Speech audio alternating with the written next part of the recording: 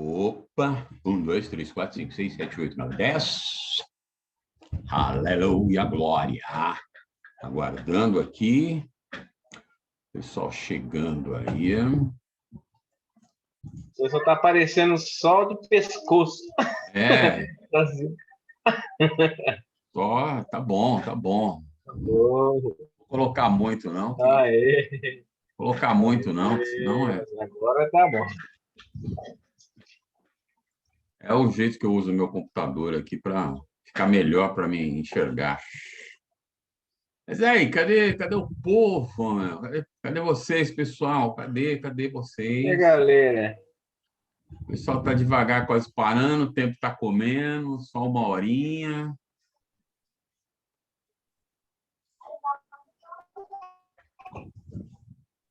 Bom, 8 horas, vamos caminhar, o povo vai chegando aí devagar, quem quiser só chegar. Vamos falar com Deus e vamos caminhar, então. Pai querido e santo, louvado seja o teu nome, porque só tu és o Senhor e outro não há fora de ti. Gratidão ao teu santo nome por essa oportunidade linda que o Senhor nos dá e concede de mais uma vez estarmos aqui juntos, reunidos, ó Pai, para louvar, adorar o teu nome e juntos aprendermos da tua palavra. Fica conosco, que o teu Espírito tenha liberdade de nos conduzir, é o nosso desejo de oração e o fazemos em nome do Senhor, desde agora e para sempre. Amém e graças a Deus. Coisa linda e boa, deixa eu deixar o telefone aqui para ver que...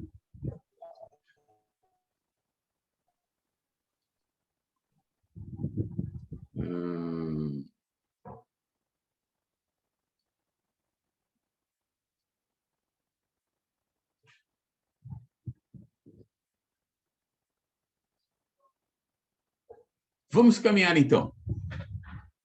O pessoal vai, conforme rodando aí, vai entrando, aí vai participando. Bom, semana passada nós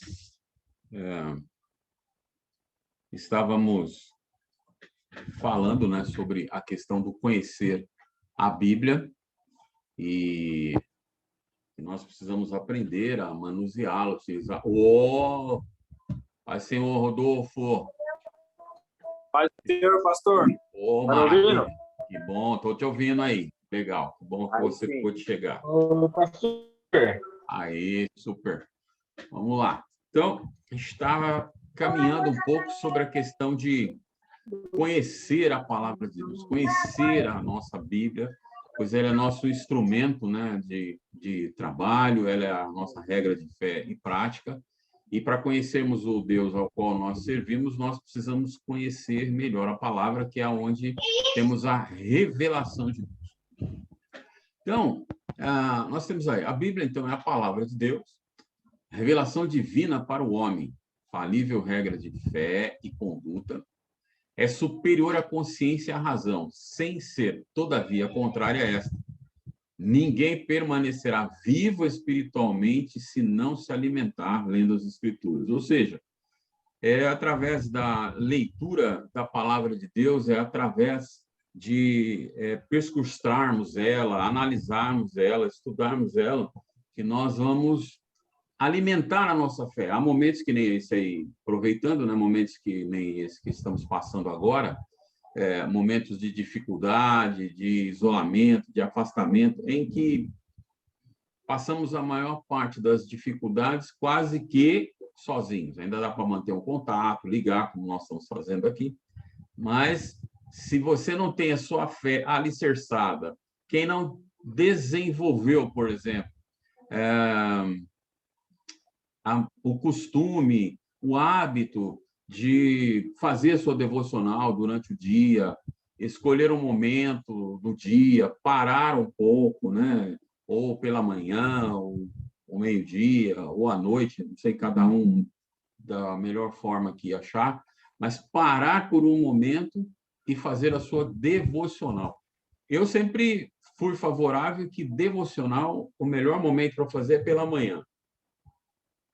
Você ainda não começou as atividades do dia, ainda não entrou na correria do dia, ainda está com a cabeça fresca, com um pouco de tranquilidade. Depois que você entra na atividade do dia, aí a cabeça às vezes começa a esquentar, as preocupações já vêm, e aí é mais difícil de você fazer uma parada e estudar a palavra de Deus. Mas sem estudar a palavra de Deus, nós não conseguimos fortalecer a nossa fé e, como está aí, ó, permanecer vivo espiritualmente, porque os ataques à nossa fé são constantes e pesados. Se você não a alimenta, é igual, se você não alimentar o seu corpo, dali um pouco você está anêmico, dali um pouco você está fraco, dali um pouco está sujeito a algumas doenças, a algumas enfermidades, porque não alimenta. Então, da mesma maneira que alimentamos o nosso corpo físico, precisamos alimentar a nossa mente, o nosso espírito, né? Manter a nossa vida espiritual fortalecida. Ô, Lilise, está chegando aí, Lilise. Vem vindo lá de longe, perdeu o ônibus. Paz, Luísa, irmã Luísa. Ah, a Luísa está chegando aí, perdeu, se atrasou, o ônibus atrasou. Paz do Senhor, irmãos. Mas tem outra, Tatiana também chegando aí, ela e não sei quem aí. Mais tarde. Eu e o Miguel. Senhor. Paz do Senhor, aleluia. Paz do Senhor, pastor. Paz do Senhor, irmã, que bom que você conseguiu chegar aí, que bênção, glórias a Deus. Consegui, não estava conseguindo entrar. Eita, tinham fechado a porta para você, que coisa. Pois é. Ai, meu Deus do céu. Muito bem, como se pensa em questão de fé, precisamos entender que ela vai trabalhar duas coisas. Primeiro, que ela pertence, né, à fé... Opa, calma, ainda não. Calma aí.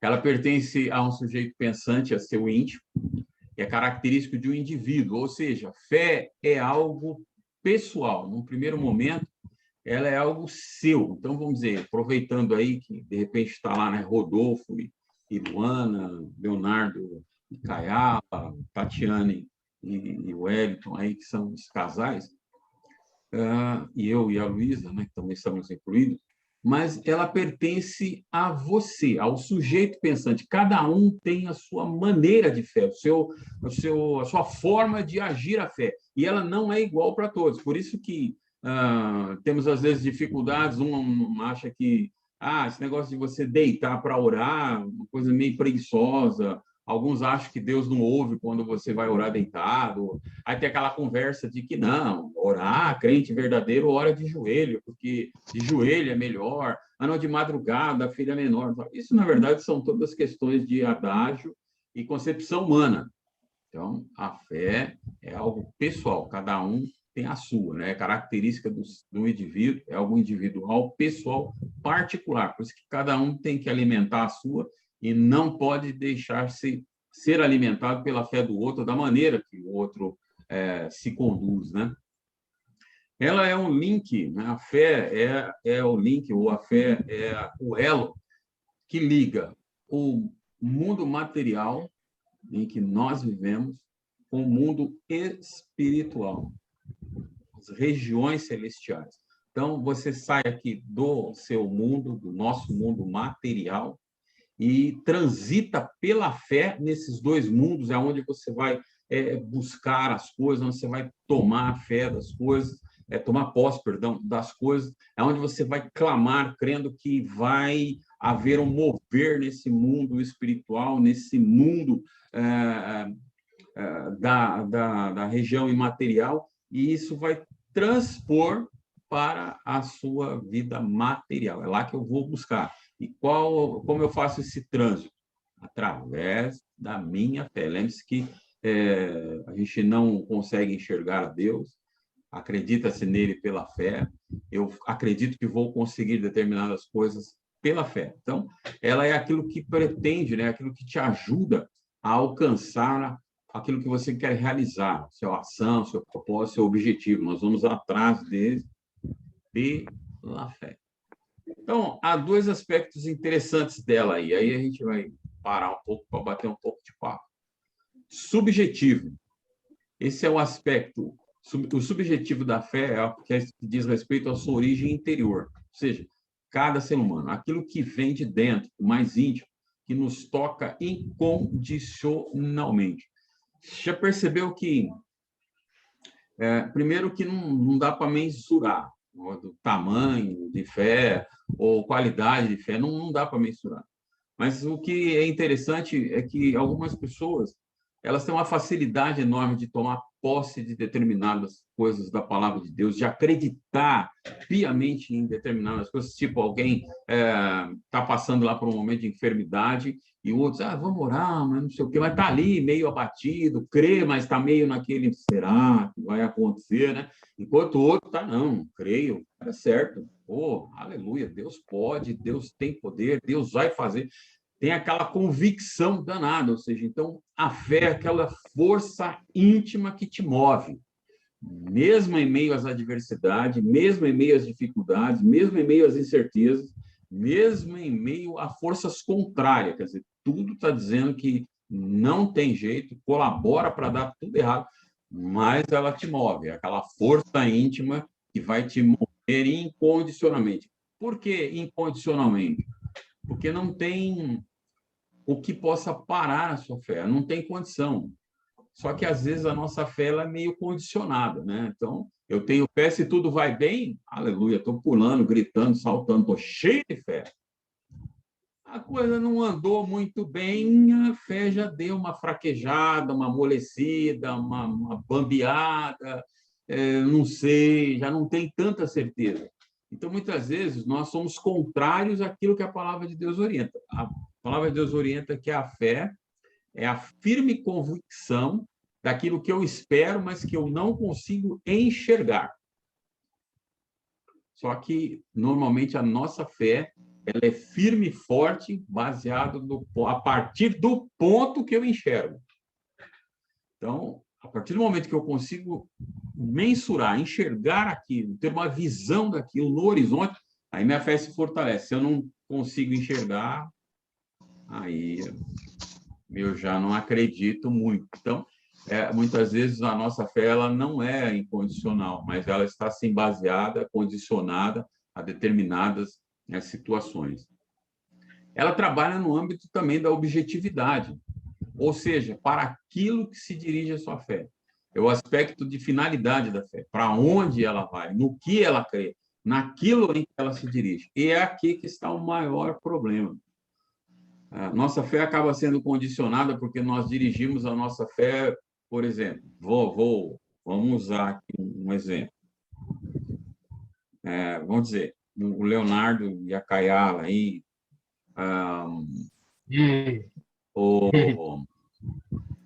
Ramon, a Andréia, são pessoas dentre nós que estão num ramo que agora estão condicionadas a uma impossibilidade de você ir para cima, de você trabalhar, você fica condicionado a uma série de coisas, é obrigado, por exemplo, a trabalhar numa situação de delivery, de telefone, e etc. Então, uma série de dificuldades para trabalhar.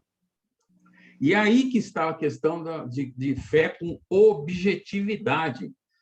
A minha fé não deve ser direcionada pelo sentido de que, não, mas eu ainda tenho a possibilidade de trabalhar no delivery. O delivery vai ser tremendo e eu vou arrebentar trabalhando no delivery. Não, ela não deve ser condicionada para o Senhor. É aí que é o nosso erro.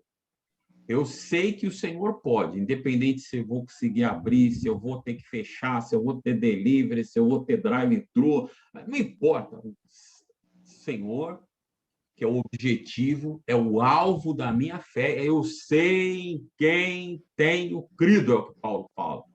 Eu não tenho crido nos líderes que eu tenho, nas igrejas que estão sendo abertas, eu não tenho crido nas igrejas que estão me ajudando. Eu estou crendo naquele que me chamou, naquele que me fortalece, naquele que pode todas as coisas. É nele que eu posso todas as coisas. Não é nas coisas que eu tenho força, não é nas coisas que eu alcanço ou fortaleço a minha fé, mas ela é direcionada constantemente para o Senhor. Fé com objetividade. É que nossa fé, mas é por isso que nossa fé acaba sendo condicional. Se está tudo bem, a fé está forte. Se não está lá tão bem, a fé também enfraquece. Se está tudo mal, aí fé não tem. Ah, mas vou acreditar como? Se está tudo caindo. É por isso que você consegue perceber que, por exemplo, pessoa, o casamento está detonado. E a pessoa, não, eu sei que o Senhor tem poder para transformar isso. E vai mudar, em nome de Jesus. É isso que motiva a pessoa a continuar dobrando o joelho, a pessoa continuar orando, a pessoa continuar andando, a pessoa continuar perseverando. Ela fala, não tem nada humanamente falando que me diga que vai dar certo, mas eu estou olhando, não é para ele, né? Olhando firmemente para quem? O autor, aquele que é o início da fé, e o consumador, aquele que é o começo da fé e o fim da fé. Objetividade. Qual é o meu alvo? Nele, não é nas coisas. É por isso que a nossa fé muita fraqueja ou é levada para lá e para cá, conforme as circunstâncias. Entende? Também somos seres humanos, e os seres humanos têm um misto de emoções e sentimentos que vão trabalhar e podem atrapalhar. Mas eu tenho que procurar trabalhar continuamente em mim para que a minha fé não saia. Eu não perco o foco. Por exemplo, é aquela questão de vocês que dirigem. Se você está dirigindo e perdeu o foco do caminho que você tem que seguir, do lugar para você está, e começar a olhar para todo lado, o que você vai fazer? Você vai atropelar alguém, você vai bater o carro, você vai sofrer um acidente. Por quê? Perdeu o foco. Não, meu foco é esse aqui. Então, mas você viu lá? Não, não posso, não dá para olhar para lá, tem que olhar aqui. Mas olha, está acontecendo não sei o que ali. Beleza, mas eu vou ficar olhando para cá. Desmoronou lá. Caiu ali. Arrebentou lá. A partir do momento que você desvia o foco, e nessa caminhada cristã, nossa fé balança exatamente por causa disso. A cada passo a gente desvia o foco. Tira o foco de Jesus. Tá tudo bem. Estou olhando porque está tudo bem. Eu já tirei o foco de Jesus e nem percebi. Estou feliz porque eu tenho saúde, estou feliz porque está bem. A pergunta é para você pensar só um instantinho aí. Já falei isso várias vezes para nós aqui, para todos nós que estamos aqui na Igreja de Sol. E se Deus fizesse como fez com Jó, fizesse conosco, de novo? Ele é imutável. E se ele resolve fazer de novo? Tira literalmente tudo. Nós continuaríamos firme como Jó continuou perseverante ali.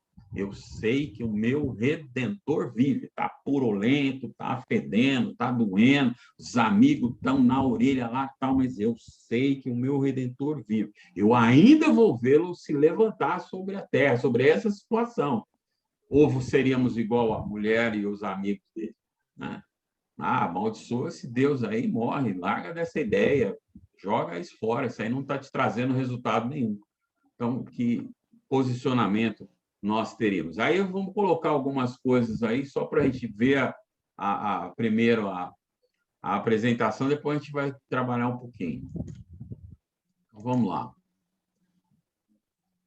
Algumas situações que nós nos defrontamos na nossa caminhada. Vou hidratar a gargantinha aqui. Então, situações de enfermidade, né? A qualquer tempo, a qualquer momento, estou bem. Às vezes eu acho que estou bem, né? Não estou sentindo nada, tá tranquilo, respirando, andando, caminhando.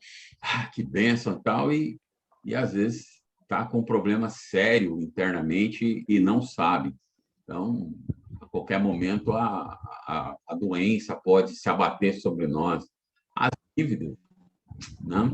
Aí as pessoas às vezes falam assim, mas não administrou bem. E nem sempre é assim.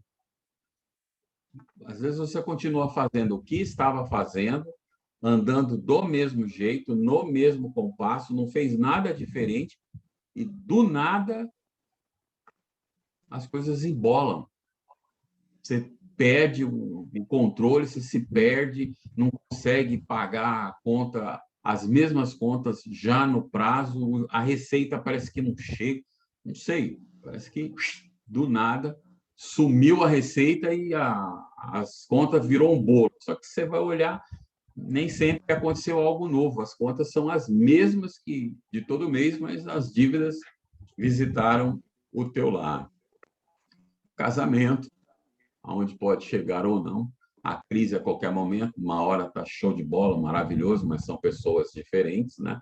Então pode chegar aí uma crise, desemprego, pode se abater, como tem se abatido aí sobre várias pessoas está empregado hoje e, de repente, amanhã não está mais, né?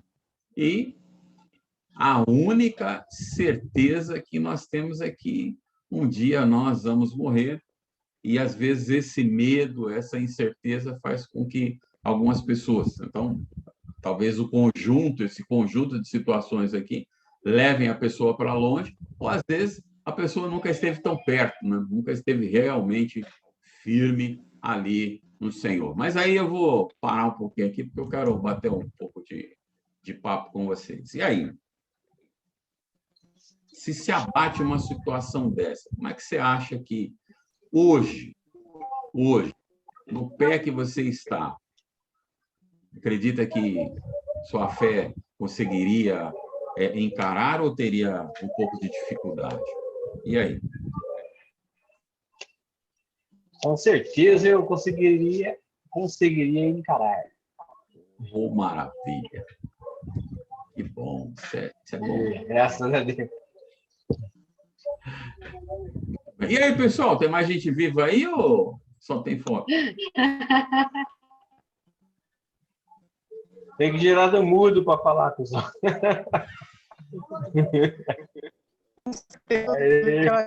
E aí? Certeza. Nossa, teríamos que encarar. Que, na verdade, a gente já está encarando.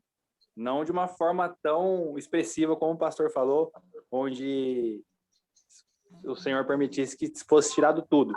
Mas uma coisa e outra já foi tirado. Então, a gente já está enfrentando isso. Então, já é um treinamento, digamos assim, para a gente passa por supera.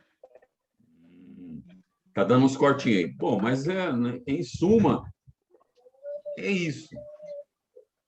A gente tem que alimentar a nossa fé. Paulo fala que nós estamos numa luta. A partir do momento que nós nos achegamos ao Senhor, nós somos engajados como soldados dele, né? Somos soldados do Senhor, ele é o nosso general. Nós estamos numa luta contra o adversário das nossas almas, contra o diabo aí. E ele não para.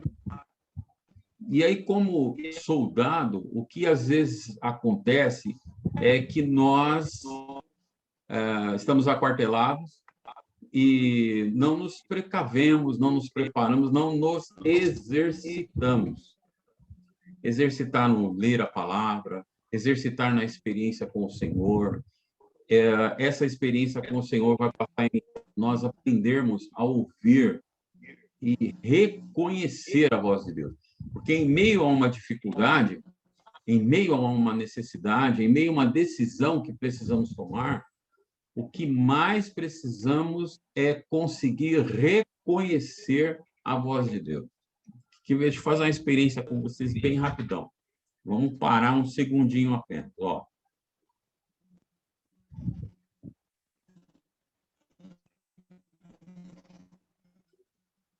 Se você, durante esse segundo, prestou atenção, aí, na sua cabeça, passaram uma série de vozes, apenas esse segundo aí. Você pensou em alguma coisa que... Será que eu fiz aquilo lá? Será que eu fiz aquilo outro? De repente, a Tatiana e o Wellington não chegou ainda nesse segundinho de silêncio. Puxa, mas cadê o Wellington? Não veio até agora, não ligou? Será que aconteceu alguma coisa? Então, você vê que um instante que a gente para, uma série de pensamentos afloram da nossa mente, preocupações com determinadas coisas, e isso são vozes dentro da nossa cabeça. E no meio dessas vozes, a semelhança de Elias lá no Monte Horebe,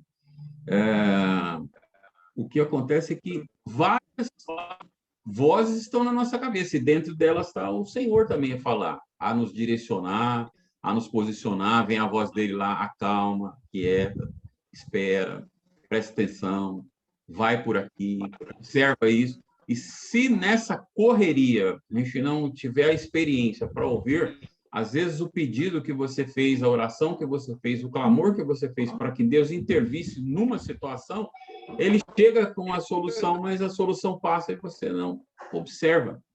Conta uma história Vou contar para você rapidinho, para ver a história, né? Então, assim, estava inundando uma ilha e as pessoas, então, correndo, procurando se salvar e tal. E aí um rapaz pegou e começou a orar. Deus, me salva. Deus, me ajuda. Envia ajuda para que eu não quero morrer aqui, não sei o que. Tal. Aí passou um grupo com um bote, né? Ô, queridão, vamos embora, tá enchendo aí e tal, a ilha vai afundar, tá, vamos embora, né? Tem um lugar aqui, aproveita. Não, não vou não. Deus vai me salvar. O pessoal fala, tá bom então, né? Foi embora com o bote e largou ele lá. Ele falou, Deus, me ajuda, eu não quero morrer aqui, envia salvamento, não sei o que lá e tal. Dali a pouco, né, vem o corpo de bombeiros, né, e aí desce aquele bombeiro lá na gaiola, bora, pai, a coisa está ficando difícil, já não está quase conseguindo chegar aqui, vamos embora, pula aí na gaiola que eu vim te buscar. Não, ou não, Deus vai me salvar. O bombeiro falou, bom, tem mais pessoas para salvar, você não quer ir embora, então fica aí, foi embora. Encheu, o camarada não tinha para onde ir, acabou morrendo afogado. Quando ele chega no céu, diz que ele chega e está diante de Deus. E aí Deus vira para ele e fala, ei, meu filho, tudo bem? Fala, bem nada.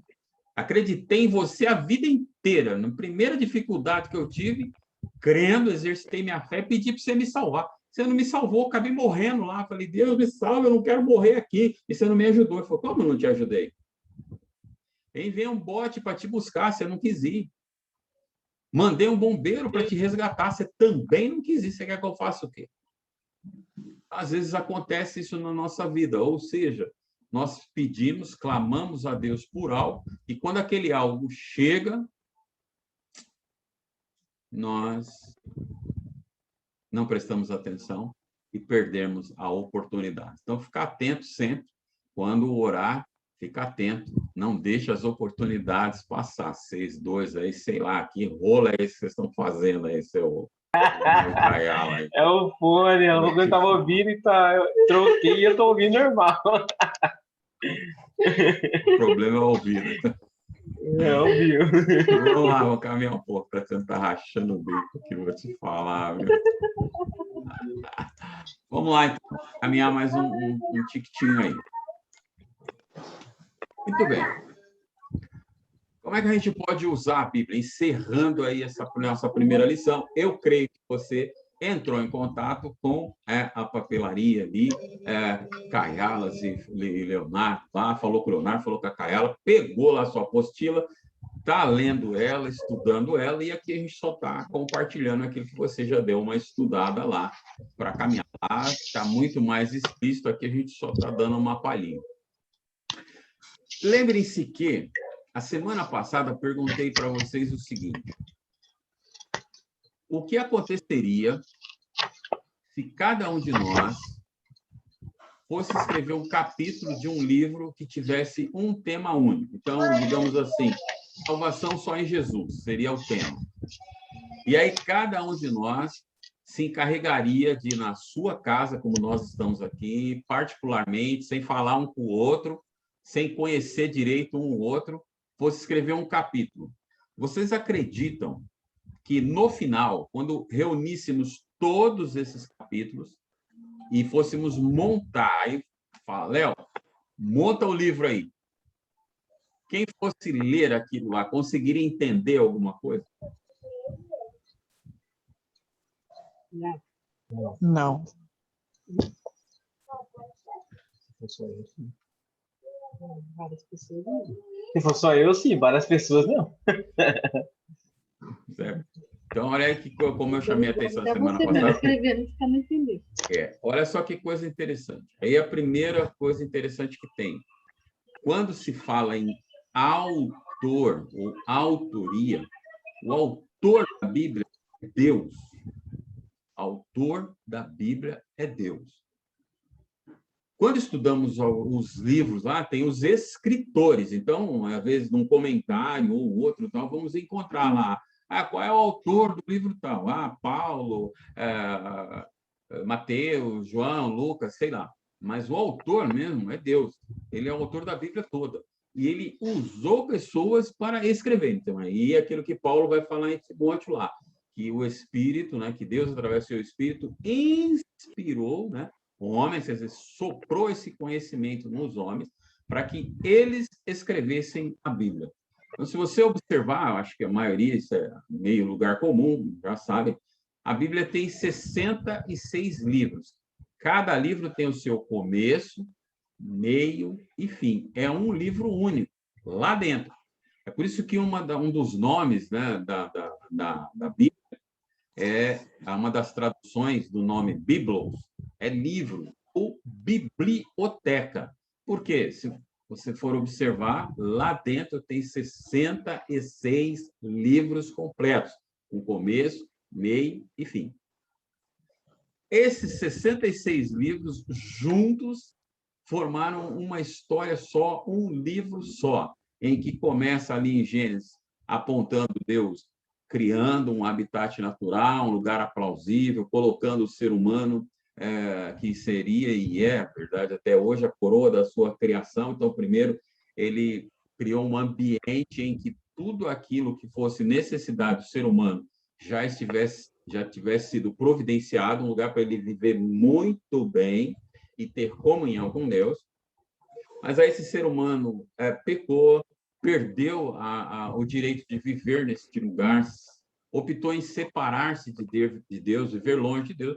Então, a partir dali, Deus então começa o plano da salvação, desenvolve o plano. E aí começa o trabalhar, o apontar. O Velho Testamento vai apontando que virá alguém que vai resgatar, que vai religar de novo esse ser humano distanciado, longe, alienado, de novo ao seu Deus, ao seu Criador. Chegamos lá no Evangelho. Os Evangelhos falam, então, olha, aquele que lá atrás disse que viria é esse que está entre nós.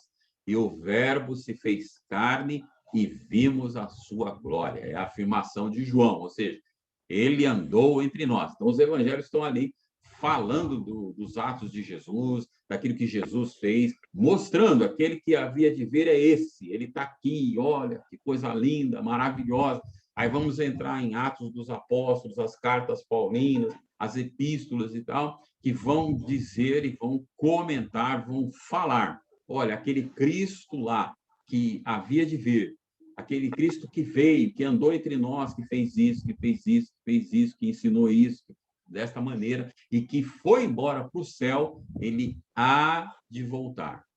E aí fecha lá em Apocalipse, dizendo, olha, o Cristo que era para vir, veio, subiu ao céu, vai voltar e levar com ele todos aqueles que continuaram crendo nessa realidade. Mas olha só, autores diferentes, cerca de mais ou menos 40 aí, não se tem um número bem preciso, 40 pessoas com profissões diferentes, com conhecimentos diferentes, com níveis de conhecimentos diferentes, escreveram cada qual aquilo que Deus assim o desejava. E quando juntou-se tudo, tem uma obra que tem começo, meio e fim. É a coisa mais incrível do mundo. Por isso, o autor de toda ela é Deus. E os outros são apenas escritores, né? A mão que o escreveu.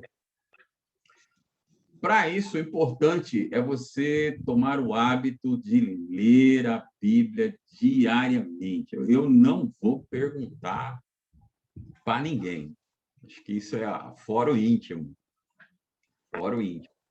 Mas é assim, você tem feito essa prática de separar um tempinho e fazer a sua devocional, quer dizer, ler um trecho bíblico, meditar naquele trecho bíblico, procurar entender o que estava acontecendo ali, porque Deus criou aquela palavra, o que significava aquela palavra lá naquela ocasião. O exegese diz assim que eu preciso entender o texto no lá e então, quer dizer, na época que Jeremias escreveu, o que ele queria dizer, que era a vontade de Deus ali, qual era o propósito de Deus, o que estava acontecendo, qual era o contexto.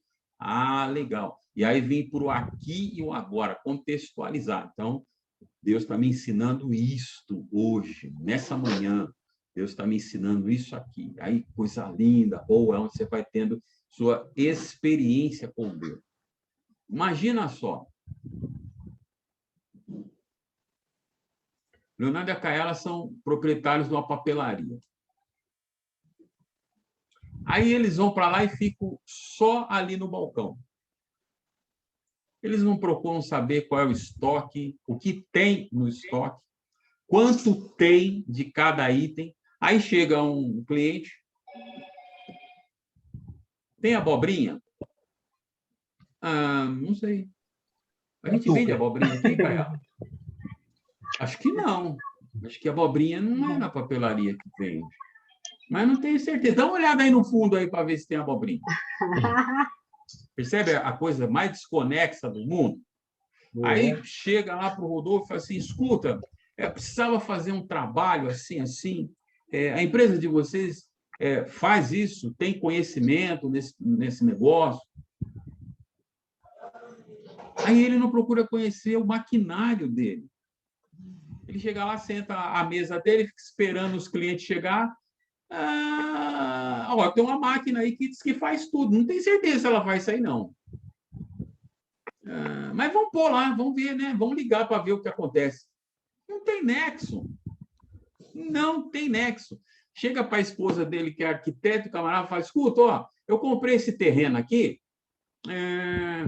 eu queria construir um prédio de 50 andares. Dá para fazer? Não sei lá. Mas como é prédio, né? Tudo um em cima do outro, acho que cabe em qualquer lugar. Então, mas meu terreno só tem 10 metros quadrados. Acho que dá, vai ser tudo em cima. Percebe? Não tem nexo o negócio. Se você se mete em algo, você procura saber, você tem que conhecer daquilo ali. Não é vergonha para ninguém dizer, eu não conheço tudo, não sei tudo. Mas eu, a cada dia, estou buscando conhecer mais, dominar mais. Então, que nem quem entrou ali, né, no trabalho, que nem o Léo e a Kaela estão começando agora. Então, cada dia eu vou saber mais. Eu já estou dominando aqui a loja que a gente conhece, sabe o que tem no estoque, quanto a gente tem, o que a gente precisa, quanto custa, quanto vale e tal. Mas eu preciso ampliar meus horizontes. Eu não sei, por exemplo, eu preciso ampliar. De repente, amanhã, eu estou do tamanho de uma calunguinha da vida aí, eu já preciso entender de logística, como é que a coisa funciona, como é que eu vou fazer, eu preciso conversar com transportadora, eu vou ter uma frota própria, é melhor eu ter uma frota terceirizada, você entendeu? Eu vou ampliando, vou conhecendo cada vez mais, melhor e mais profundo aquilo no qual eu estou metido. Senão, a coisa gira. É por isso que, trazendo para cá, você vai ver que tem crente que não cresce. Eu acho que vocês conhecem. Eu posso até depois pôr no grupo, só para... Eu mandei para o pessoal da F 2 vídeos que está aí na internet, a Miliduca. Um deles é aquele lá, Moshe Eresquedó, lá, aquele pastor Zé da Couve lá, pregando lá, né? A Bribadiz, acho que vocês até assistiram esse vídeo aí. E mandei um videozinho deste mesmo pastor dando aula para criança. E depois mandei aquele do Danal, que a maioria conhece. Está lá um grupo cantando e eles cantam lá, solta o cabo danal, toma os remos. E aí chama o pregador, né? Falou, então já vamos chamar o pregador, que nós já vamos entregar aqui. O pregador entra e fala, olha, eu vim preparado para pregar sobre umas coisas, mas aqui chegando, eu vi esse povo cantando, e aí Deus me incomodou, eu vou falar desse Danal. Esse Danal é o cara. Não, da onde ele arrancou aquele Danal? Não tem Danal na Bíblia. Mas aí enviei para o grupo de estudo do qual a gente está participando, né? O pessoal que está se preparando para ser pregador da palavra de Deus. E aí vem uma pessoa e põe um comentário que a maioria quase que atirou pedra. Ele fala só um pouco errado, mas ele não disse nada fora da Bíblia, não. Ele pregou a Bíblia certinho. Aí já teve um que não aguentou e escreveu. Não, escreveu certinho, ele pregou certinho mesmo. Porque se formos olhar, existe sim, tem o Danal. O Danal está escrito lá em 2 Heresias, capítulo 66, versículo 6. Se é que me entendes. Você vê só, é falta de manusear aquilo que está na sua mão, aquilo que ajuda. Crentes que já têm muitos anos de igreja, de conversão, de experiência com o Senhor, e não conhece quase nada por não fazer isso. Então, precisamos tirar um tempo para ler a nossa Bíblia, para estudar a nossa Bíblia, para ter experiência com ela, né? Assim é que você vai aprender, né? Na Deuteronômio, capítulo 17, versículo 19, eu coloquei: trará essa cópia sempre consigo e a lerá todos os dias enquanto viver. Assim, aprenderá a temer o Senhor, seu Deus, cumprindo todos os termos dessa lei e desses decretos. Deuteronômio é um livro que é escrito já no momento em que o povo está se preparando para entrar em Canaã. Por que se escreve Deuteronômio? Deuteronômio foi escrito porque todo aquele povo que morreu, lembre-se que eles acabaram irritando tanto a Deus. Hebreus vai dizer que eles irritaram tanto a Deus que jurei na minha ira, não vão entrar no meu descanso. Então, toda aquela geração que saiu do Egito, Deus acaba fazendo eles peregrinar no deserto até que morram todos. Só 2 do grupo antigo entra, que você já sabe, né? Que foi Eliseu e Elias, né? Eliseu e Elias saíram lá do Egito e entraram na terra de Canaã. Como você bem sabe, com o leitor de Bíblia, né? Com certeza. Estão dando risada aí, né? Deixa eu desfazer a heresia para depois não acreditar. Na verdade, né? Josué e Caleb. Então, quem vai entrar... Já fiquei confuso aqui. Já ia ler de novo, né? Porque eu falei, eu vou desfazer aqui, senão vai dar um nó aí. Eu levantei meus óculos. Então, só esses 2 entram da geração antiga e os que vão entrar são os filhos. É uma nova geração. Então, Deuteronômio é escrito, Deuteronômio quer dizer relembrar, né? Chamar a atenção de novo, lembrar as coisas. Então, as instruções que Moisés dá em Deuteronômio é aquilo que o povo já tinha recebido no passado, só que esses são os novos e precisam aprender de novo. Estudar a Bíblia como palavra de Deus e não como uma obra literária. Eu preciso ter para com a Bíblia não só... Esse é o perigo, às vezes, de se aprofundar muito em teologia. Se aprofunda muito e, às vezes, acaba perdendo. No momento em que a pessoa... Por isso que eu digo para vocês sempre lá: pastor, nossa, minhas pernas tremeu lá para dirigir o culto, eu estava inseguro, eu estava insegura. Nossa, estou acostumado, já preguei várias vezes, gaguejei, não sabia o que falava, falei um monte de coisa errada. Falei, enquanto isso estiver acontecendo, é porque está latente, está forte o temor do Senhor no teu coração. Cada vez que você sobe ali, você fica com medo de fazer a coisa errada, de dizer coisa de você mesmo, de fazer aquilo que Deus não vai se agradar. No momento que você perder isso, se tiver aquela confiança magistral, não, eu domino aqui, pode deixar comigo, cuidado. Está perdendo o temor, está perdendo a reverência, e aí está se afastando de Deus. Tem que tomar cuidado, está começando a ir por sua própria conta. Então, ao estudar a palavra de Deus, eu tenho que ter sempre para com ela uma certa reverência, um certo temor, tenho que entender que nela existem coisas misteriosas. Então, por isso, eu preciso estudar a Bíblia com um coração e uma atitude devocional. Para ler a Bíblia, eu tenho que me despir primeiro dos meus pré-conceitos. Quando eu vou para a Bíblia com uma ideia pré-concebida, com uma ideia formada, forjada no meu intelecto, e isso é dessa maneira.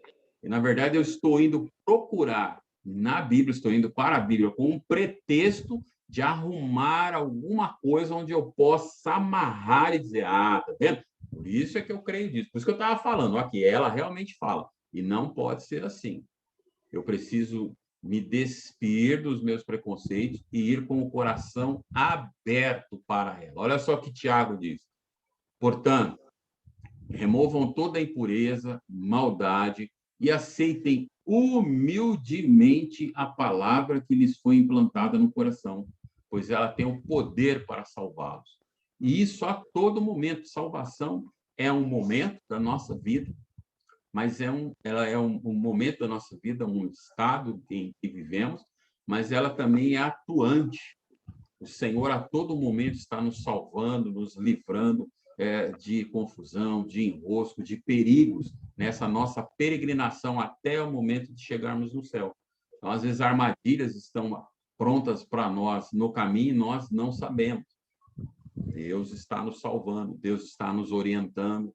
É aquele negócio de, às vezes, você levanta, está acostumado a levantar num horário. Eu, por exemplo, levanto todo dia de madrugada, fazer minha caminhada. E há momentos em que tem hora que ela diz, ué, eu não vai? Eu falei, não. Eu levantei, me aprontei, mas falaram para mim não ir hoje, então vou voltar para a cama, ficar pianinho aqui, não quero saber. Cada vez que eu transpasso esse mandato e faço aquilo que foi me orientar a não fazer, eu falei, não, não. Então, sabe por quê? Muitas vezes você não sabe, mas tem um perigo ali na sua frente, tem um perigo no seu caminho. Vamos nos recordar um pouco. Lembram de Balaão e a mula? Vocês se lembram? Maravilha, estão lembrando dessa passagem? Sim. Há um impedimento. É Deus barrando o caminho. Muitas vezes o barrar esse caminho é para propiciar livramento na tua vida, na minha vida. É para propiciar que você não sofra um prejuízo. Está te livrando. Às vezes, Leonardo e Caiala lá levantam aquela coisa, vamos lá e tal, vai ver. Ah, nossa, a gente se enrolou, se atrasou, meu Deus, vamos abrir a loja atrasado. E às vezes o nosso humano, você já começa a reclamar, já começa às vezes a xingar, a blasfemar, que coisa, vamos abrir atrasado, não dá, a gente está numa luta, vamos perder cliente, não sei o quê.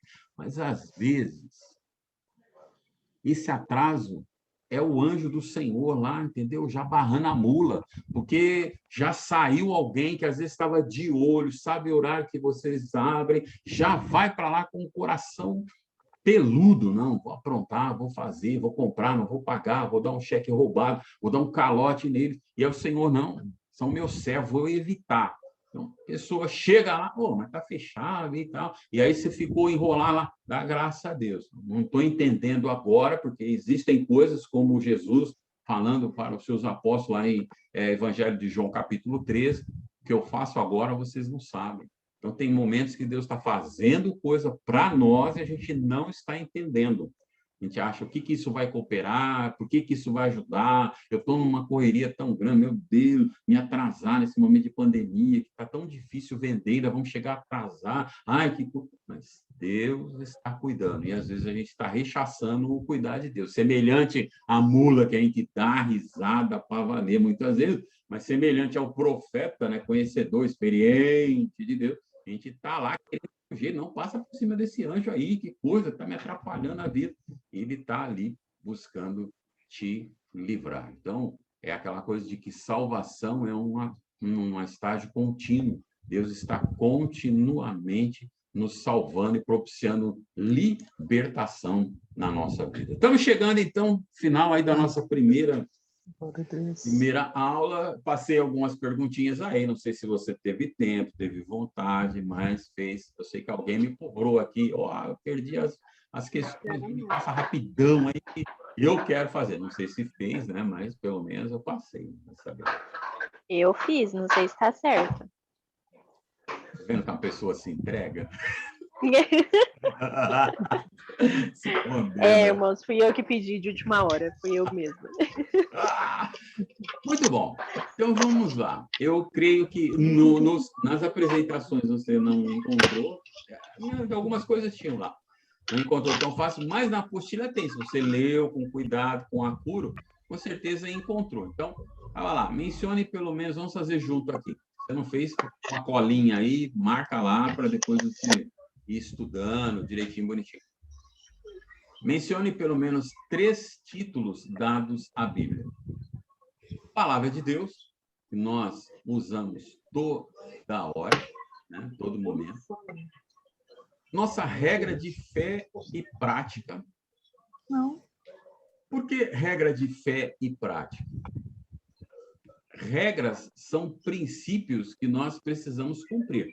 Vai tirar a carta lá, você não lê lá a legislação, aprende a legislação, depois, a hora que você entra no veículo, vai dirigir o carro, você tem que dirigir baseado naquelas regras lá que você estudou, que você aprendeu, e se você passa por cima de uma, comete uma falta, você errou aqui. Por quê? Olha a placa lá, olha a informação no solo, presta atenção na faixa. Quer dizer, eram as regras, né, que é muitas vezes chamada ética, né, as regras sociais, que nós precisamos fazer. Nossa regra de fé, como eu alicerço a minha fé, como eu mantenho a minha fé, como eu fortaleço a minha fé, como é que eu vivo a minha fé, o exercício da minha fé, está na palavra de Deus. Ela é a minha regra de fé, aquilo que faz me transitar entre o material e o imaterial, entre o concreto aqui e o espiritual lá, o carnal e o espiritual, né? O mundo físico e o mundo espiritual. Ela é a minha prática, minha prática. Eu tenho que ter uma prática, um procedimento, e ele baseado na palavra de Deus. Irmãos, a palavra de Deus não é apenas para a gente ficar falando lá na igreja. Quando eu comecei minha caminhada cristã, está aí minha esposa online, sabe disso, e eu falo toda hora. Meus questionamentos com o meu primeiro pastor, que era o pastor Dario Martins, que já descansa no Senhor, ele dizia para mim assim: Nilson, crente que lê outra coisa que não é a Bíblia está em pecado. Eu falava, tá bom, pastor. O senhor está falando, eu creio. Mas deixa eu falar uma coisa para o senhor. Eu trabalho com construção civil. E eu tenho que fazer o reajuste lá dos empreiteiros, né, que trabalham na obra. Me mostra aí na Bíblia. Olha só. Falei, aí na sua palavra aí, eu só vou ler a Bíblia. Me mostra na Bíblia aonde que estão os índices de reajustes contratuais. Aonde que eu acho isso na Bíblia? Não, mas o Espírito vai te iluminar. Eu falei, então, mas eu não sei qual foi o índice que deu naquele mês para aumentar o salário do cara que está trabalhando na obra, do carpinteiro, do pedreiro, do azulejista. E aonde que eu vou achar isso na Bíblia? Fala para mim. Eu falei, eu tenho que pagar INSS, tenho que recolher, preencher carnê. Aonde está na Bíblia isso aí, para mim me orientar? E ele ficava doido. Você também ficava fazendo umas perguntas. Mas, pastor, aquele negócio, como é que eu só posso ler a Bíblia? Então, se eu for atrás de ler o contrato lá para conversar com o empreiteiro, eu estou em pecado porque eu não li a Bíblia e li o contrato. Mas como é que eu vou conversar com o empreiteiro baseado no quê? Aonde está aí na Bíblia? Essa lógica sua é meio difícil. E aí era altos pau, aquela coisa tremenda. Então, a partir dali, a gente começou a pensar sempre o seguinte: não adianta eu apenas saber que Pedro, né, um cântico da escola dominical antiga, Pedro, Tiago e João no barquinho lá no mar da Galileia, mas e aqui? Eu estou discutindo esse contrato com essa pessoa, como é que eu faço? Né? Rodolfo está lá conversando com o cliente, aí o cliente fala, então, mas espera aí, vamos negociar, esse preço aqui está ruim, me vê alguma coisa, ou me dá um faturamento. Ele sabe que Pedro, Tiago e João estavam no barquinho junto com Jesus lá no Mar da Galileia, mas e aqui? Como é que eu resolvo com esse cara? Eu tenho gordura para dar um desconto? Eu tenho capital para poder dar uma protelada no recebimento dele? Eu consigo fazer parte do serviço sem que ele me dê um adiantamento? Quer dizer, eu preciso saber como proceder. Eu tenho que ter minhas regras, tem que ter a regra, tem que ter um parâmetro, tem que estar baseado na Bíblia, tem que estar baseado. Então, quer dizer, que se ele falar, você pode dar um desconto? Se eu posso, eu não posso falar para ele, não, eu não posso, porque a Bíblia diz assim, seja o seu falar, sim, sim, não, não. Vocês estão captando a coisa, como é que é? Não, eu posso. Não sei se devo ou quero, mas eu posso. Sim, com certeza.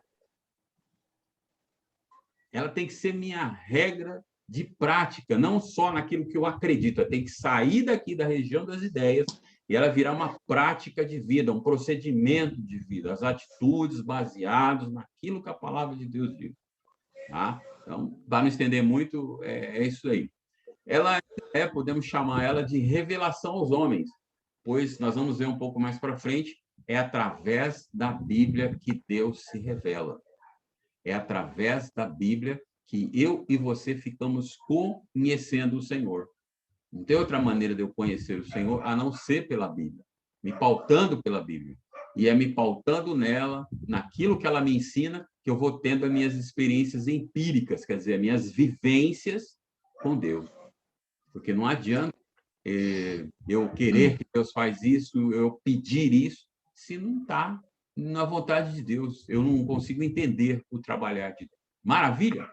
Também está na apostila aí, em quais idiomas a Bíblia foi escrita. Ela, na verdade, foi escrito nesses 3 idiomas. É evidente que o aramaico só tem alguns pedacinhos, alguns trechos. Eu nem me importei em colocar aí os trechos bíblicos que estão em aramaico para não tumultuar a questão. Então, ela está mais em hebraico e grego. Hebraico era a língua máter, né, do povo judaico.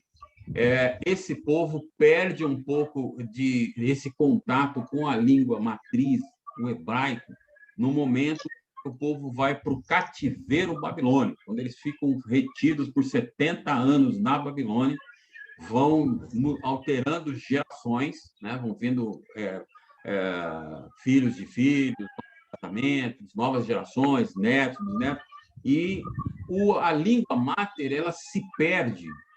E aí eles vão aprendendo e a falar um pouco mais no aramaico.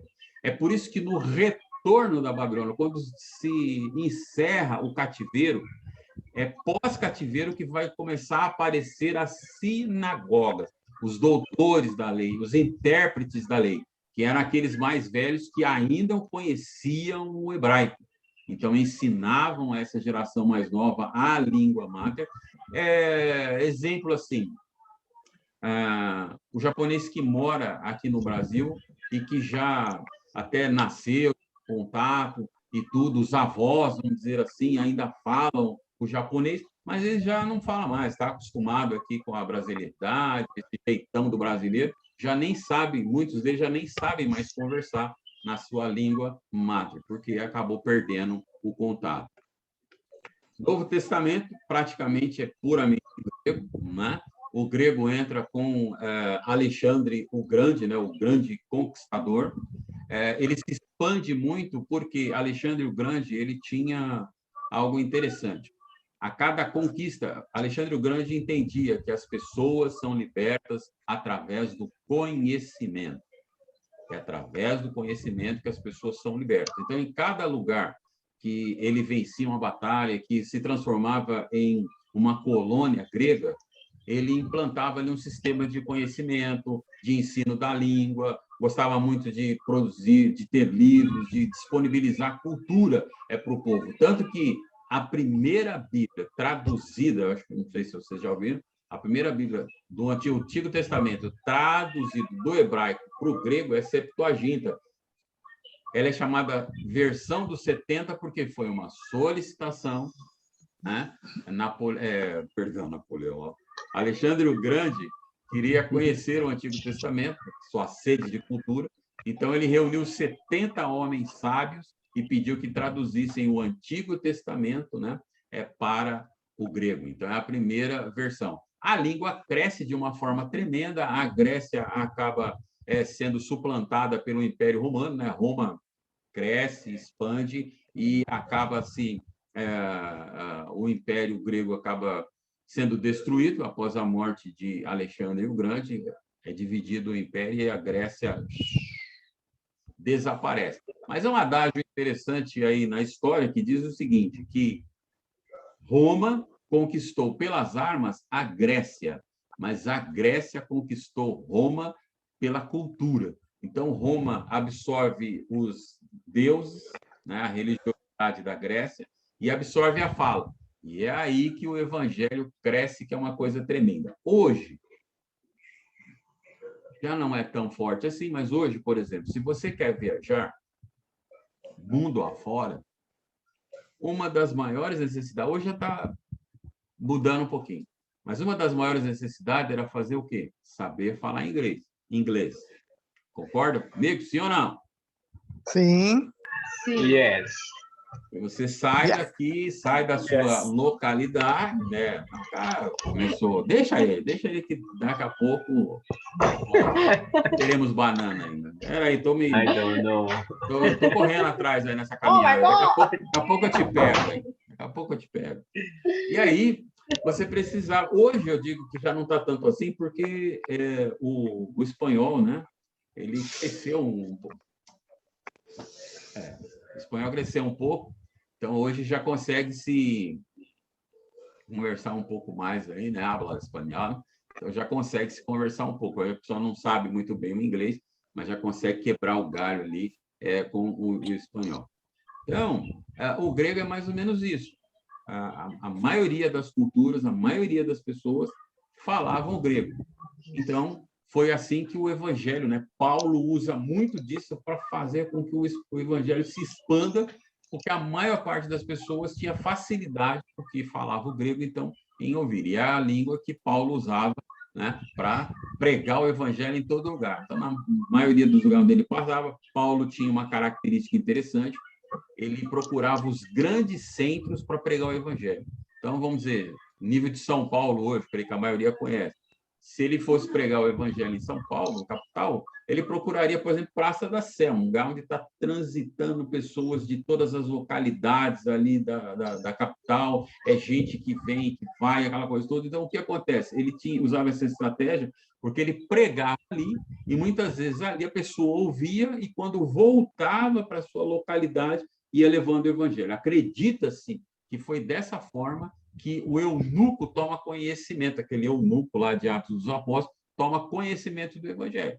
E ouviu a pregação e aí vai levando, né, para a sua cidade. É assim que o evangelho alcança cidades aonde nunca chegou, que nem Paulo escreve que nunca foi em Colossenses, mas o evangelho chegou lá, formou-se uma igreja por causa dessa tática, né, estratégia que ele utilizava aí.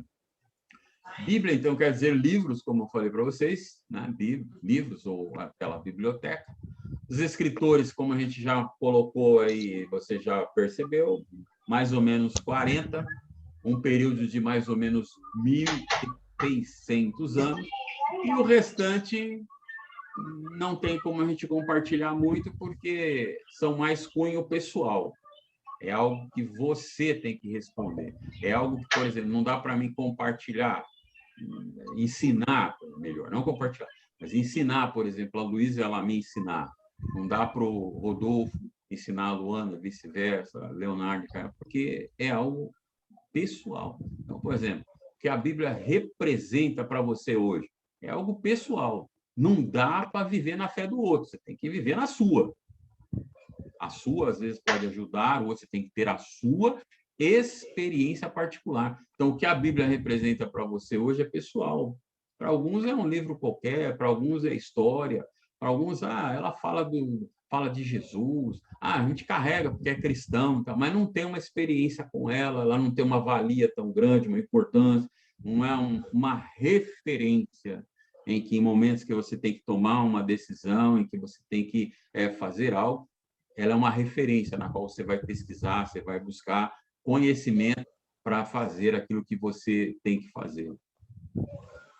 Você está disposto a ler a Bíblia como foi apresentado no tópico Como usar a sua Bíblia no dia a dia? Pessoal, dizer, diariamente, separar um momento, ler a sua Bíblia, estar em comunhão com ela ali, aprender dela, um coração devocional, um coração humilde, voltado para aprender. Isso é pessoal, não dá para... A gente pode até compartilhar como faz, particularmente, mais individualmente, mas não dá para ensinar você a fazer. Perdão, é algo que você... Deixa eu hidratar. É algo que você tem que querer fazer. Você tem experiência com o autor? Bom, aqui, então... né? Você tem experiência com o autor. Como eu já disse, o autor da Bíblia é Deus. Pessoal, tem experiência para contar. Eu vou aproveitar nossos instantes finais, eu vou contar um testemunho que eu ouvi ontem. Um aluno. Esse aluno, ele falou assim, teve um momento na vida, pastor, contei para a irmã Luísa agora à tarde, se vocês chorarem aí, fica tranquilo, tá? Pode aí só você cortar o vídeo aí e chora. Ele falou assim, eu tive uma vida, eu era muito arrogante. Estava na igreja e Deus me abençoou tremendamente. Eu viajava mundo afora. Chegou ano que eu preguei em mais de 180 igrejas aqui dentro do país, fora do país. Então, fui criando uma certa arrogância dentro de mim, me achava. Tá? Falou, um dia, eu cheguei, né, para trabalhar, tinha lá meu escritório, e Eu fui entrar no escritório, daqui a pouco veio um. E ele falou exatamente, vou reproduzir exatamente como ele falou. Ele falou: eu vou entrar no meu escritório, vem uma velha preta gorda atrás de mim. Eu queria falar com você. Eu falei: não te conheço. E entrei para dentro lá, nem dei atenção para aquela mulher. E ela entrou atrás de mim, subiu até a minha sala. E falou: eu queria falar com o senhor. Ela falou: não, fala com a minha secretária. Eu não tenho tempo para falar com você. Entrei para o meu escritório, larguei ela com a secretária lá. Aí ele falou, passou um tempo, chegou por volta dele, falou: cheguei de manhã, quando deu lá coisa de 1h, 2h da tarde, eu falei para a secretária: tem mais alguma coisa, tal? É hora de almoçar. Ela falou: não, tá tudo tranquilo, mas aquela senhora continua sentada aqui na recepção. Falou: mas essa mulher vai ficar aí o dia inteiro. Ela falou que vai. Ela falou que não vai sair daqui enquanto ela não falar com o senhor. Ele falou: então larga ela sentada aí, eu não vou falar com ela, não. Quando deu lá umas 4 horas mais ou menos da tarde, eu interfonei para a secretária. E aí? Ela falou: ela continua sentada aqui. Aí ele falou assim: eu acredito que ela ouviu a secretária responder, e aí ela gritou de lá: eu estou aqui e eu não vou sair daqui, porque eu vim para falar com o senhor e não vou embora enquanto eu não falar com o senhor. Aí ele pediu para a secretária: faz o seguinte, essa velha vai acabar morrendo de fome aí. Pega um restaurante top desse que a gente tem contato e liga lá, acerta e manda essa velha comer, não ainda vai morrer na recepção aí. E aí ela falou: tá bom, posso escolher o restaurante? Aí a mulher gritou de novo lá: eu não vou comer. Deus falou que é para mim não comer enquanto não falar com o senhor. Eu não vou comer e não vou sair daqui. Falei: rapaz, mas me irritei tanto com aquela mulher, fiquei quieto. Quando deu lá umas 6 horas da tarde, estou saindo para ir embora. Abri a porta do escritório, chego na recepção, pá, dou de cara com a mulher. Falei: mas a senhora está aqui ainda? Ela falou: tô, e eu não vou embora. Porque o Deus que eu sirvo mandou eu vim aqui dizer para o senhor o seguinte: Deus não vai soprar nos seus negócios. Ele vai mostrar para você quem é Deus e quem é você. Ele vai soprar hoje na sua vida. E aí virou as costas e sumiu. Ele falou: rapaz, essa mulher falou, eu estou meio ali abobado, que conversa é essa? Ele falou: sobe o meu motorista com umas pessoas lá. Aí o motorista vira com a cara de chorão para mim e fala: olha, doutor fulano de tal, o senhor sabe, eu tenho 2 filhos pequenos e o senhor me perdoe, mas entre o senhor e eu, vai o senhor. Aí ele falou isso para mim, eu nem entendi bem, mas antes de eu conseguir entender, já estava com um trabuco enorme aqui na cabeça. E os caras vão me sequestraram, jogaram dentro de um carro, rodaram horas comigo dentro daquele carro. Aí chegou num determinado lugar, pararam, colocaram um capuz na minha cabeça e foram lá para um determinado lugar, no Rio de Janeiro, um morro. Os caras chegaram, só fizeram o seguinte: não falaram nada comigo, chegaram, me colocaram sentado no lugar, cavaram uma cova, me jogaram dentro e me enterraram. Só fizeram isso. Bom, vai embora, me enterraram lá e fiquei. Ele falou: olha só o que acontece. Um pastor, ele falou: se você quiser acreditar na história, eu te dou o endereço, ele ainda é vivo, te dou o endereço, o contato dele, você fala com ele. Aí teve um pastor lá, ele estava desiludido, desacorçoado, desanimado com a vida, o ministério não ia, não dava certo, as coisas não funcionavam. E ele falou assim: eu vou subir no monte, vou orar a Deus, eu vou parar com tudo, não está dando nada certo, eu vou desistir. E aí subiu ao monte, foi orar, e orando lá, ele falou assim, o pastor contou para mim depois. Ele falou que ele está orando no monte, falou: Deus, eu não quero mais continuar, não está nada certo, o senhor não é na minha vida, nada acontece. Ele falou: de repente, esse homem falou que o céu abriu e uma luz veio sobre ele e uma voz dizia assim para ele: eu vou te mostrar quem eu sou e que eu sou na sua vida e você está enganado. Daqui 2 dias, a partir de hoje, daqui 2 dias, você vai em tal lugar, se assim, vai fazer exatamente o que eu vou te falar. E eu vou te provar quem está falando com você. E o pastor desceu, foi embora para casa. Quando passou 2 dias, ele lembrou, falou: o senhor tinha falado comigo, o que eu faço? O senhor simplesmente falou para ele: sai e caminha, vai até tal lugar. Falou para ele ir no morro onde esse aluno meu tinha sido enterrado. Ele falou assim, chegando lá, o Senhor falou assim, ó, você vai cavar onde eu te mostrar. Chegou num lugar e falou, cava. Ele falou, mas o pastor pensando depois, o que eu vou fazer aqui? Será que Deus quer que eu cave um buraco e me enterre? Mas cavou. Foi lá, cavou o buraco. Cavou, não encontrou o aluno. Esse aluno falou assim, Nilson, eu já estava há 5 dias debaixo da terra. Deus me tirou de lá vivo, mostrou para mim e mostrou para esse pastor que estava desistindo que ele é Deus. E eu estou aqui para dar o testemunho, se você quiser dar o telefone, porque ele é vivo ainda e ele vai te contar a história. Amém. Falei, rapaz, não, para você ver. Então, o que acontece? É pessoal, é uma experiência pessoal. Então, cada um tem aí testemunhos lindos. Quando busca, quando pede, quando vai atrás. Deus está pronto a se revelar na palavra dele, mostrar quem ele é e mostrar para nós, na nossa própria vida, quem ele é, o que ele pode fazer. E ele está pronto a fazer. Pronto, lembra que já falei para vocês isso? Está pronto a fazer, tem vontade para fazer e poder para realizar. O negócio é, será que eu quero? Será que eu estou disposto a fazer? Para isso, temos que ouvir. Então, por isso eu disse, é pessoal. Você tem experiência com o autor da Bíblia? É a sua experiência.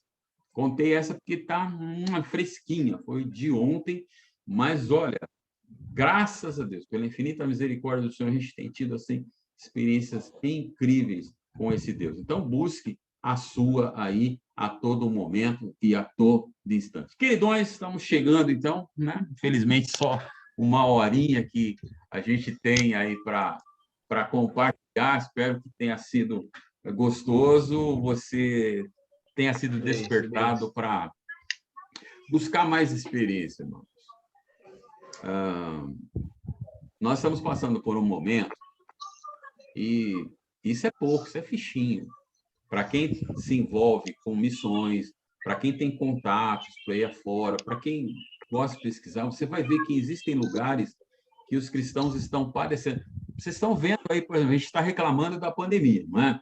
Ah, não estou podendo ir ao templo, meu Deus, culto online, é muito devagar, não é igual, está no culto presencial. Vocês estão vendo o que está acontecendo em Angola com a Igreja Universal? Agora, Sim. se coloque no lugar de um daqueles que estão lá, porque não são só pastores, não são só líderes. Você está vendo que o povo também está padecendo. O povo está perdendo a liberdade de adorar a Deus, porque estão querendo que o povo vá atrás de líderes que não são honestos, não são direitos, estão fazendo as coisas pelo caminho. Pode até ser grupo dissidente, até tenha razão, mas não é o cristão verdadeiro, não é assim que ele faz. O Senhor fala que você não deve tomar vingança nas suas mãos, a vingança é minha, eu retribuirei. Deus tem um tempo. Se eu estou sendo apizinhado, humilhado, escrachado, seja o que for, Deus sabe. Lembra que Davi fez?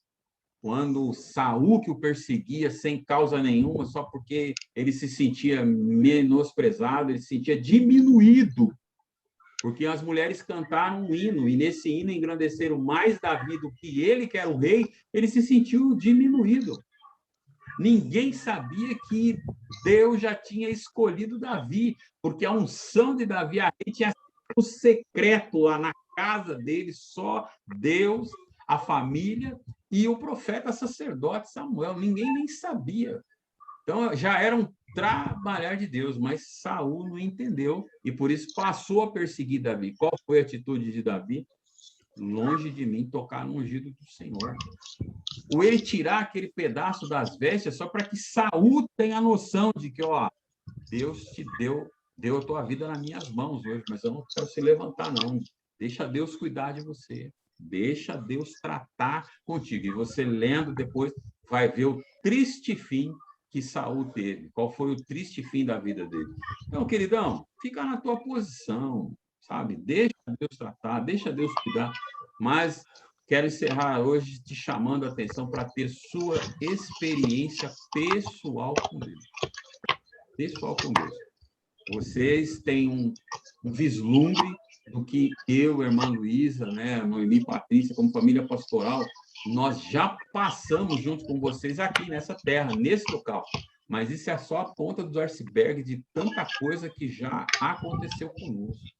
Vocês veem como a gente cara, alegre, feliz e tal, tomando assim. Já tomei puxada de tapete, nós já tomamos puxada de tapete terríveis.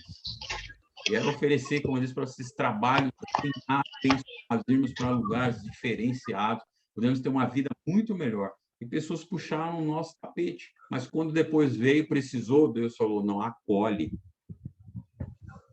E a pergunta que não quer calar é o seguinte, Jesus sabia o que Judas ia fazer, mas em momento algum se levantou para ele, em momento algum humilhou.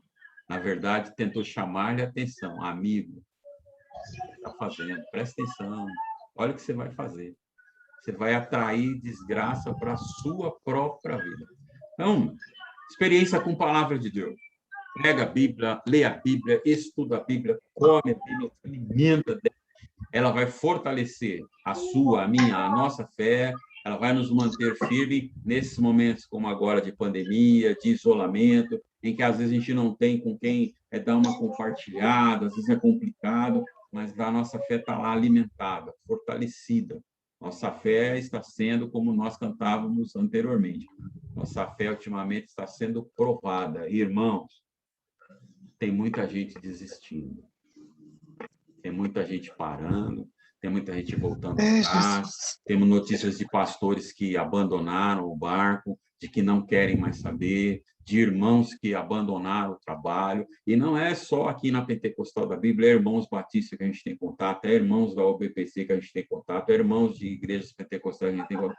Irmãos que estavam ali, aparentemente firmão. E, como pregou outro dia um ilustre, estão no caminho de Emaús.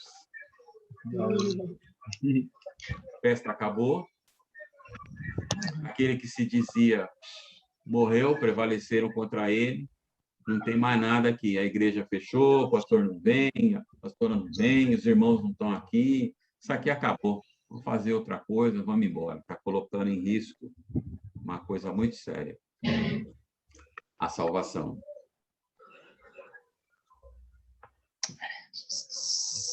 Amanhã, Oh, meu Deus.